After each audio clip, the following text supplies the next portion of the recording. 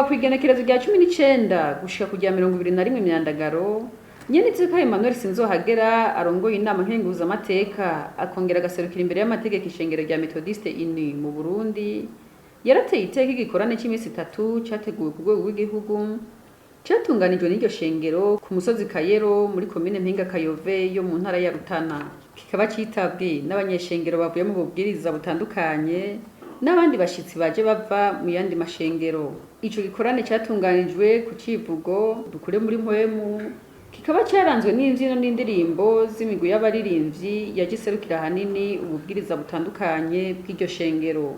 Cyaranzwe kandi n'inyigisho zashikirijwe n'abavuga butumwa batandukanye harimwo na Nyeniteka Emmanuel Sinzohagera. Mu nyigisho zashikirijwe n'umukuru w'Inama Nkenguzamateka asanzwe aserukira imbere y'amategeko ishengero rya Methodiste Unie mu Burundi, ku munsi wa nyuma w'ico gikorane yavuze ko inyuma y'iminsi itatu ico gikorane cyamaze, abacitavye bagiye gukora ibibazo mu kibano ari navyo bizokwerekana ko bakuze muri mpwemu.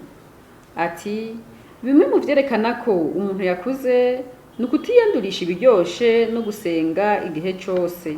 Yahanuye abakiristo kuba bizigirwa, imvuga kuri no kwizera Imana. Ugiye gukora ikibazo ikizerekana yuko wakuze nuko uzotora ikibazo. Haleluya. Ikizerekana yuko twize tukamenya ko twamaze iminsi itatu kuno musozi batwigisha ibyo gukura, nuko tuzokora ikibazo kandi tukagitora. Umwe niwe yavuze ngo munasabye Imana inkomezi. Haleluya. Nidora dusabye Imana inkomezi. Ngo yasabye Imana inkomezi ica imuha ikibazo cyo guhangana n'ibikomeye. Imana igiye kuduha ibibazo. Gusimba twarasimbye. Haleluya. Abatamba twaratambye. Kijya nicari ikibazo.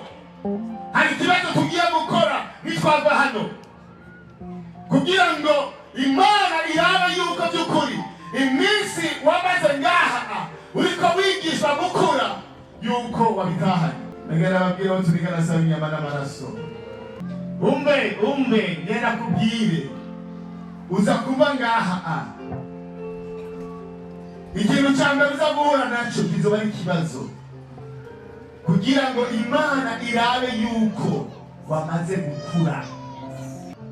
Niwashika muhira, niwashika mu kibano, niwashika muri paruwase, ikibazo uzogikora, niho bizogaragara yuko wakuze.